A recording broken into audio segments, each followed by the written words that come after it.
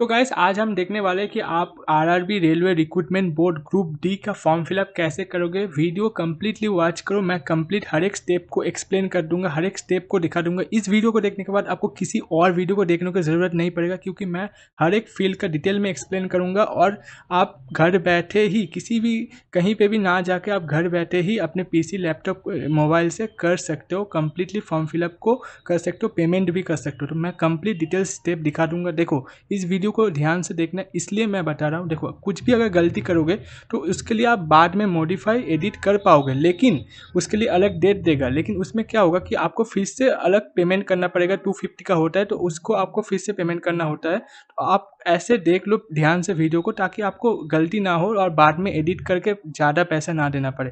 तो वीडियो को कंप्लीट देखो, ठीक से फॉर्म फिलअप करो, अपना जो भी डिटेल्स है वो सब ठीक से फिलअप करो। मैं आपको सिंपली गाइड कर दे रहा हूँ कैसे फॉर्म को फिलअप करना है, तो आप ध्यान से देख लो, ठीक है। तो आप ये प्रोसेस अपने मोबाइल से भी कर सकते हो, लेकिन मैं रिकमेंड करूँगा कि आप लैपटॉप PC से करो, कंप्यूटर से करो, ताकि आपको प्रोसेस ईजी लगे। अगर आप मोबाइल से करना चाहते हो तो आप कर सकते हो। आपको करना क्या है, आपको क्रोम ब्राउज़र को ओपन करना है। ओपन करने के बाद राइट साइड टॉप पर एक 3 डॉट दिखेगा, वहाँ पे क्लिक करना है। फिर थोड़ा सा नीचे जाना है और वहाँ पे डेस्कटॉप मोड होता है तो उसको इनेबल करना है। उसके बाद जो भी प्रोसेस मैं दिखाने वाला हूँ वो एज़ यूजुअल सेम होने वाला है। तो देखो कैसे करना है। आपको क्रोम ब्राउज़र को ओपन करना है, उसके बाद यहाँ पे सर्च बार में लिखना है RRP, बस इतना लिखना है और ज़्यादा कुछ ग्रुप D ऐसा कुछ नहीं लिखना है। कि आपको यहाँ पे ध्यान से देख लो, rrbapply.gov.in इसी वेबसाइट पे ही जाना है। ये ऑफिशियल वेबसाइट है, ठीक है, किसी और वेबसाइट पे नहीं जाना है। उसके बाद आपको यहाँ पे सिंपली क्लिक कर देना है। सो रेलवे रिक्रूटमेंट बोर्ड का ऑफिशियल वेबसाइट ओपन हो गया है। उसके बाद आपको क्या करना है, आप नीचे यहाँ पे नोटिफिकेशन जो है वो आप पढ़ सकते हो। ये वाला जो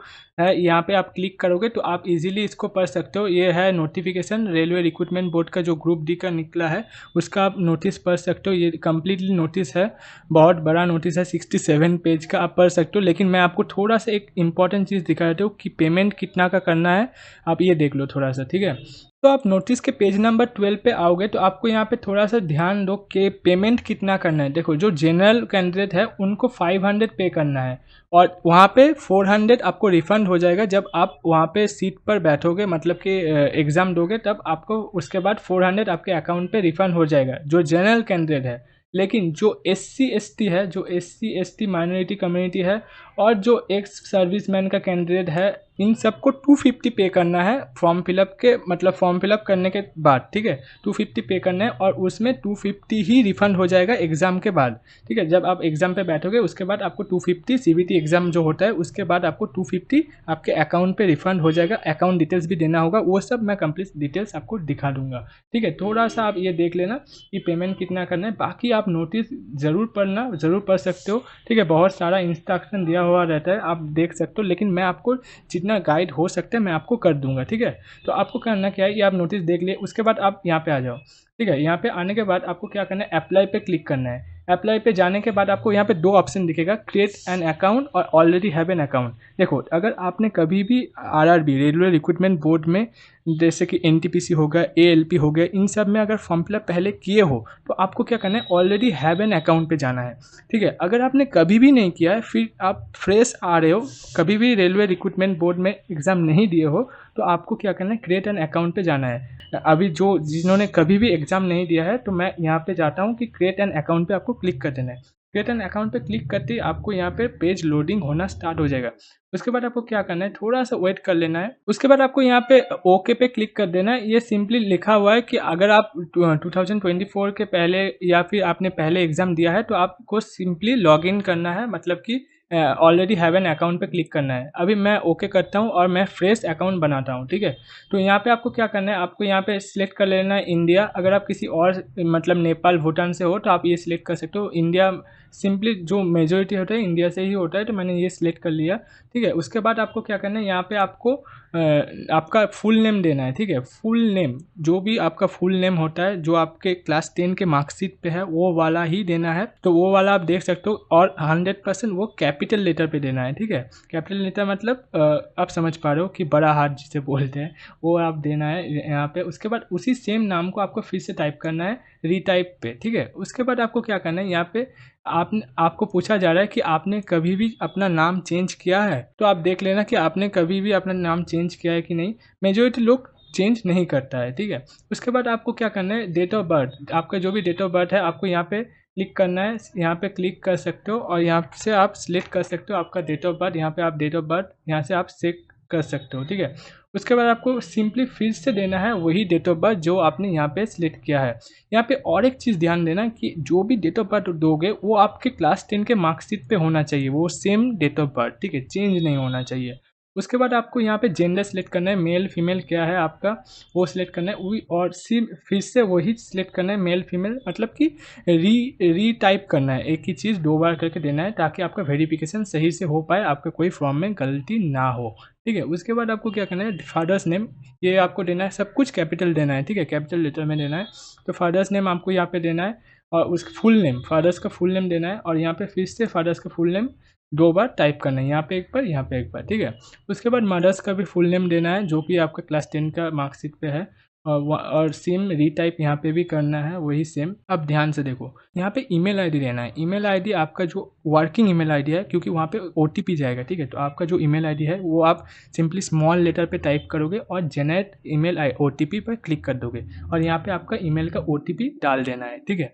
जो भी 6 डिजिट का ओटीपी ईमेल पे आएगा वहाँ पे डाल देना है। उसके बाद आपको क्या करना है, मोबाइल नंबर देना है, जो भी वर्किंग प्रेजेंट आपके पास है वो मोबाइल नंबर आपका ही देना है।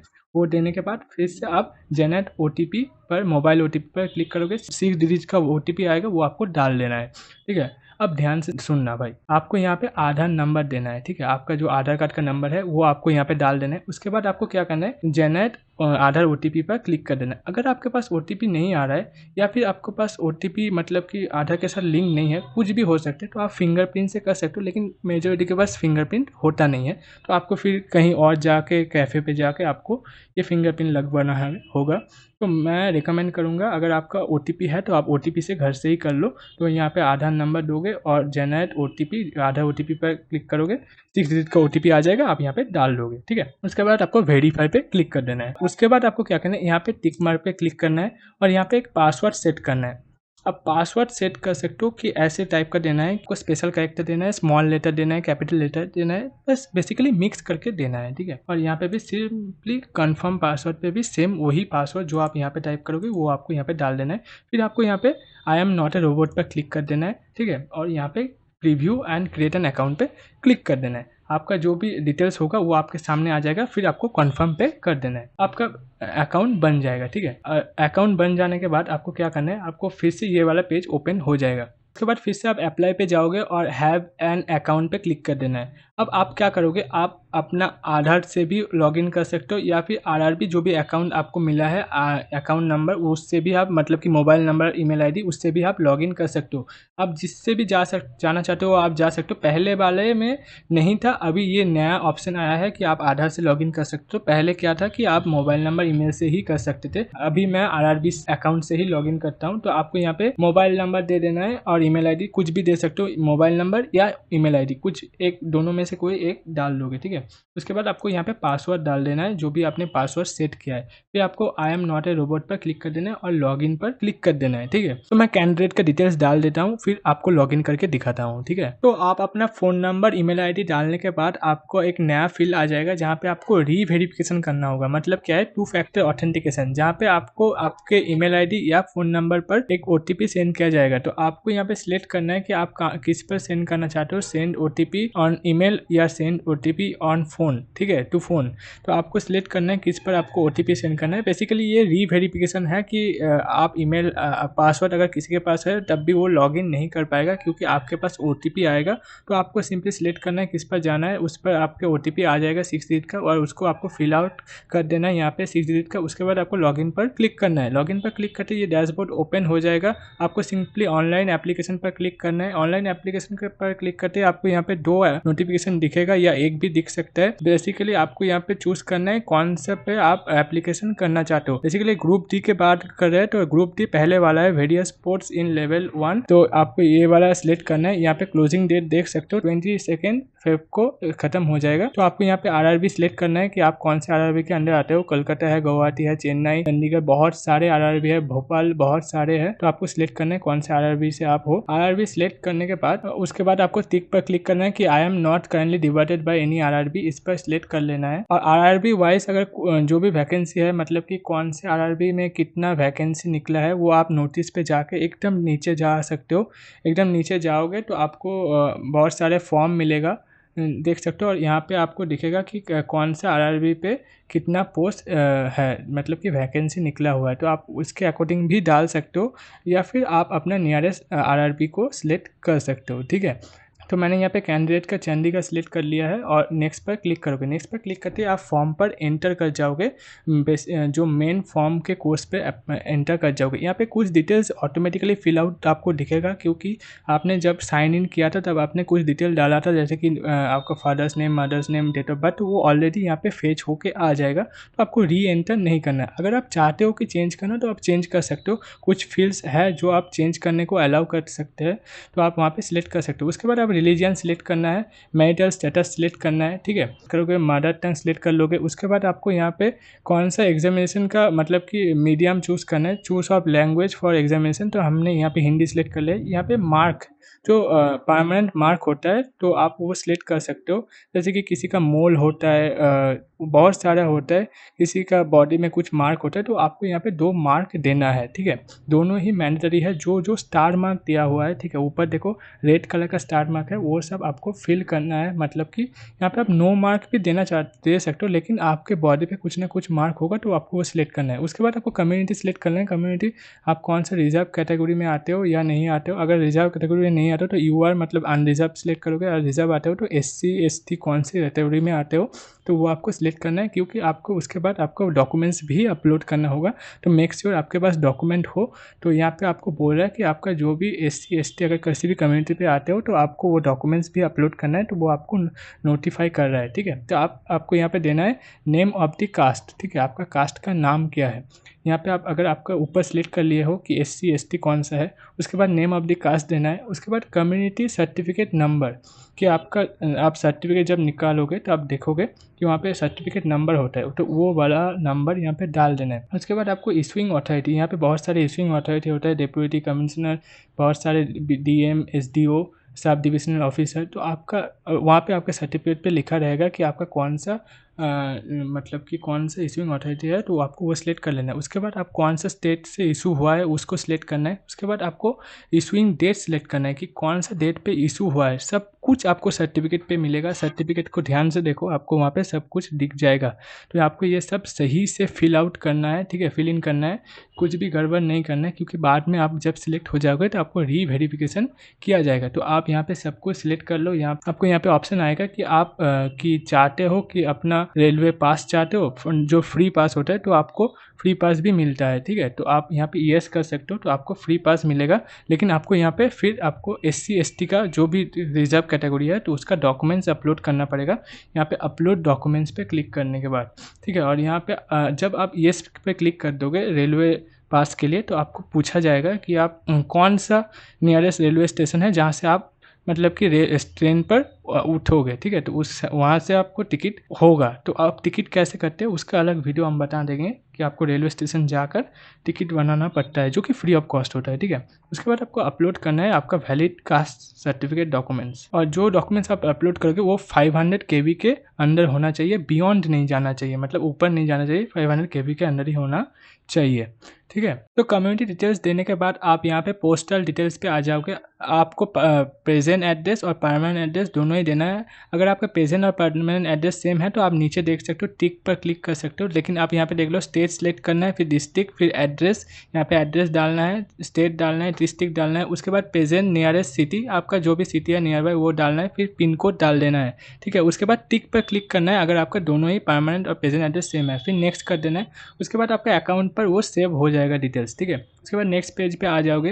नेक्स्ट पेज पे आने के बाद आपको यहाँ पे देख सकते हो कि आप एक सर्विसमैन हो कि नहीं। अगर येस करोगे तो ये डिटेल्स देना पड़ेगा कि डिफेंस सर्विस कौन सा है, रैंक कितना है, जो भी डिटेल्स आपको है। बहुत सारा डिटेल्स होता है कि आपको एक सर्विसमैन का जो भी डिटेल्स है डाल सकते हो। डिसेबिलिटी अगर है तो येस कर सकते हो, अगर नहीं है तो नो करना, ठीक है। अगर येस करोगे और भी फील्ड ओपन हो जाएगा। डिसेबिलिटी कैटेगरी क्या है, सब डिसेबिलिटी कैटेगरी क्या है, परसेंटेज ऑफ डिसेबिलिटी क्या है, नेचर ऑफ डिसेबिलिटी क्या है, ठीक है। उसके बाद PWBD सर्टिफिकेट नंबर देना पड़ेगा, UDID नंबर देना पड़ेगा जो कि ऑप्शनल है, अगर हो तो दे सकते हो। तो PWBD सर्टिफिकेट इशूइंग डेट भी देना पड़ेगा। अगर नो करोगे तो कुछ भी मांगा नहीं जाएगा। स्क्राइब डिटेल्स भी देना पड़ेगा अगर आपका है। अगर आप मतलब कि नहीं लिख सकते हो तो उसके लिए होता है। अगर आप नो करोगे तो कुछ भी नहीं मांगा जाएगा। उसके बाद RU and EBC certificate number, अगर आपके पास EBC सर्टिफिकेट नंबर है तो आप यहाँ पे डाल सकते हो। तो आपको वहाँ पे BPL बिल कार्ड होना चाहिए, बहुत सारे डिटेल्स होना चाहिए, आप वो नोटिस पे देख सकते हो। अगर मैं सब कुछ बताने जाऊँ वीडियो का भी बड़ा हो जाएगा, तो आपको नोटिस पढ़ सकते हो। वहाँ पे हर एक पेज पर सेपरेट सेक्शन से लिखा हुआ है, ठीक है। तो आप नो करोगे तो आपको कुछ भी मांगा नहीं जाएगा। अगर आप ऑलरेडी इंडियन रेलवे के एम्प्लॉय है तो आप यहाँ पे डिटेल्स भर सकते हो, ठीक है। अदरवाइज अगर आप नो करोगे तो आपको कुछ भी मांगा नहीं जाएगा। उसके बाद आपको पूछा जाएगा कि करंट एम्प्लॉयमेंट डिटेल्स क्या है, तो एक्सक्लूडिंग रेलवे एम्प्लॉयज़। उसके बाद आपको पूछा जाएगा करंट एम्प्लॉय डिटेल्स क्या है, एक्सक्लूडिंग रेलवे एम्प्लॉयज़। तो आपको यहाँ पे सिलेक्ट कर सकते हो कि आपका करंट एम्प्लॉयमेंट क्या है, सेंट्रल गवर्नमेंट में हो, स्टेट गवर्नमेंट में क्या हो। अदरवाइज आप नो करोगे तो आपको कुछ भी नहीं मांगा जाएगा। उसके बाद आपको रेलवे अप्रेंटिस पूछा जाएगा, वो आप दे सकते हो। अगर आपको नहीं है तो नहीं दे सकते हो, ठीक है। उसके बाद आपको details course completed, act apprentice, ये सब अगर आप येस करोगे तो आपको सब कुछ देना पड़ेगा डिटेल्स। अगर आप रेलवे का अप्रेंटिस जो कोर्स होता है अगर आप वो करे होंगे तो आपको ये सब डिटेल्स आपको देना पड़ेगा। अदरवाइज आप नो कर सकते हो। अगर आपने किए हो तो आपके सर्टिफिकेट में सब कुछ डिटेल्स दिया है, ट्रेनिंग डेट से सर्टिफिकेट और मार्क्स ऑप्शन सब कुछ दिया है। उसके बाद अगर आप नीचे जाओगे तो आपको बैंक डिटेल्स को पूछा जाएगा। बैंक डिटेल्स अगर जब भी आप फॉर्म को फिल आउट करोगे, उसके बाद सीट पर बैठोगे, जब आप एग्ज़ाम देने जाओगे CBT, उसके बाद आपको मनी रिफ़ंड होता है, जो मैंने पहले भी आपको बताया। तो आप कौन से बैंक अकाउंट में रिफ़ंड चाहते हो तो आप वो डाल सकते हो, ठीक है। अमाउंट होल्डर नेम डालना है कि आपका बैंक अकाउंट का होल्डर नेम जो है वो डालना है। फिर आपको नंबर देना है कि आपका बैंक अकाउंट का नंबर क्या है। फिर कंफर्म फी डिटेल्स डालना है, IFSC डालना है, फिर नेक्स्ट कर देना है, ठीक है। उसके बाद आपको यहाँ पे क्वालिफ़िकेशन चाहेगा, मांगेगा कि एजुकेशन क्वालिफ़िकेशन क्या है। तो एजुकेशन क्वालिफ़िकेशन में आपको अगर आपने क्लास 10 पास किया है तो क्लास 10 का मैट्रिकुलेशन पे आप क्लास 10 का डिटेल्स डालना है कि आप कौन से स्टेट में, कौन से डिस्ट्रिक्ट में, कौन सा बोर्ड है आपका, पासिंग ईयर कौन सा है, रोल नंबर क्या है, ठीक है। और यहाँ पे सर्टिफिकेट नंबर जो आपके सर्टिफिकेट पे ही होगा, आपको ध्यान से देखना है कि आपका सर्टिफिकेट नंबर क्या है। CBSE स्टेट गवर्नमेंट सब में सर्टिफिकेट नंबर होता है। अगर आपने ITI किया हुआ है तो ITI का सिलेक्ट करना है, आपको ट्रेड सिलेक्ट करना है, स्टेट सिलेक्ट करना है, डिस्ट्रिक्ट सिलेक्ट करना है, नेम ऑफ इंस्टीट्यूशन सिलेक्ट करना है, पासिंग ईयर सिलेक्ट करना है, डेट ऑफ पासिंग, और सर्टिफिकेट इशूइंग बाय, कौन से सर्टिफिकेट इशू किया है, और सर्टिफिकेट टाइप क्या है, ये सब सिलेक्ट करना है और सेव कर देना है, ठीक है। ये 2 आप दे सकते हो। अगर आपके पास ITI नहीं है तो आप ITI नहीं दोगे, ठीक है। उसके बाद आप फिर से और जितना भी क्वालिफिकेशन है आप डाल सकते हो। लेकिन अगर आपने NSC किया है तो आप NSC का भी डिटेल्स डाल सकते हो। तो क्वालिफिकेशन में NSC डालना है, ट्रेड डालना है, state, district, institution name, passing और सर्टिफिकेट इशूइंग बाय और सर्टिफिकेट टाइप, ये सब भी डाल सकते हो। और यहाँ पे आपको ऐड पर क्लिक करना है तो आपका ये डिटेल्स भी ऐड हो जाएगा। तो आपका जो भी डिटेल्स है आप सर्टिफिकेट वाइज आप यहाँ पे ऐड कर सकते हो, ठीक है। उसके बाद आपको नेक्स्ट पर क्लिक कर देना है। नेक्स्ट पर क्लिक करते आपका नेक्स्ट पेज हो जाएगा जहाँ पे आपको अपलोड डॉक्यूमेंट्स का डिटेल्स आएगा, जहाँ पे आपको क्या क्या अपलोड करना है। आपका फ़ोटो सिग्नेचर अपलोड करना है। आप यहाँ पे अपना इमेज अपलोड कर सकते हो, जो भी आपका फ़ोटो है। आप ध्यान से देख लो, ये सारे फ़ोटो जो दिख रहा है आपको अपलोड नहीं कर पाओगे। लास्ट में जो है वही टाइप का फ़ोटो अपलोड करना है। किसी भी सेल्फी फ़ोटो या फिर ब्लर फ़ोटो आप नहीं अपलोड कर पाओगे, ठीक है। सो आपका फ़ोटो सिग्नेचर जब आपका रेडी हो जाए, जो रिक्वायर्ड डिटेल्स है जैसे कि 50 to 100 KB फ़ोटो के लिए है, सिग्नेचर के लिए है आपका 30 to 50 KB, जो भी आपका डिटेल्स दिया है अकॉर्डिंग टू दैट डिटेल्स। अगर आपका डॉक्यूमेंट्स रेडी हो जाए तो आपको क्या करना है, सिंपली ब्राउज पर क्लिक कर देना है। ब्राउज पर क्लिक करते ही आप कहाँ पे है आपका फाइल, वो उसको आप सिलेक्ट करोगे तो आपका फाइल यहाँ पे आ जाएगा। उसके बाद अगर सेम तरीके से आप सिग्नेचर भी अपलोड करोगे, फिर आप नेक्स्ट पर क्लिक कर दोगे, ठीक है। और इसके बाद आपको जोन प्रेफरेंस के अकॉर्डिंग आपको क्या क्या पोस्ट प्रीफर करना है, ठीक है। आपका कौन सा पोस्ट पहला रखना चाहते हो, कौन सा दूसरा पे रखना चाहते हो, ये सब आपको सिलेक्ट करना है। आपको सिंपली इस प्लस पे क्लिक करोगे तो आपको लेफ्ट साइड में चला जाएगा, मतलब कि प्रेफरेंस में चला जाएगा कि आपका फर्स्ट प्रेफरेंस ये रहेगा, सेकंड प्रेफरेंस ये रहेगा, थर्ड प्रेफरेंस ये रहेगा। आपको अकॉर्डिंग टू अपना प्रेफरेंस आप यहाँ पे सिलेक्ट कर सकते हो। सबको आपको सिलेक्ट कर लेना है। तो यहाँ से सब सिलेक्ट कर लोगे, यहाँ पे लेफ्ट साइड पूरा क्लीन हो जाएगा, राइट साइड में सब कुछ चला जाएगा, ठीक है। तो आप यहाँ पे सबको डाल लेना है, मतलब कि प्लस प्लस प्लस प्लस करके क्लिक कर देना है अकॉर्डिंग टू योर प्रेफरेंस। उसके बाद सबको टिक मार्क कर देना है। उसके बाद प्लेस में आप कहाँ से फॉर्म को फिल कर रहे हो तो उसका प्लेस का नाम आपको डाल देना है, और या फिर आप कहाँ पे रहते हो उस प्लेस का भी नाम डाल सकते हो, ठीक है। उसके बाद आपको सेव पर क्लिक करना है। सेव पर क्लिक करते जो भी डिटेल्स है वो सेव हो जाएगा। फिर प्रीव्यू एप्लीकेशन पर क्लिक करोगे, आपका जो भी अभी तक आपने फिल इन किया है वो सब डिटेल्स आपका यहाँ पे आ जाएगा। अगर आप कुछ भी डिटेल्स यहाँ पे चेक कर लोगे, अगर कुछ भी डिटेल्स आपको चेंज करना है तो आप फिर एडिट पे क्लिक कर सकते हो, या फिर आप टिक पर क्लिक करोगे और सबमिट पर क्लिक कर दोगे तो आपका, और इसके बाद आप चेंज नहीं कर पाओगे, ठीक है। तो मेक श्योर आपका जो भी डिटेल्स है वो आप चेक कर लो। कुछ भी गलती है तो आप यहाँ पे ही एडिट कर लो, ठीक है। उसके बाद आप एडिट नहीं कर पाओगे, बाद में एडिट करोगे तो फिर से पैसा लगेगा। फिर आपको यहाँ पे पेमेंट करना होगा, पेमेंट का पेज आ जाएगा। तो आपको अगर आप किसी भी कैटेगरी से बिलोंग करते हो तो 250 का पेमेंट करना होता है, अदरवाइज आप जनरल पर हो तो आप 500 का पेमेंट करना है। आपको यहाँ पे विथ SBI क्लिक करना है।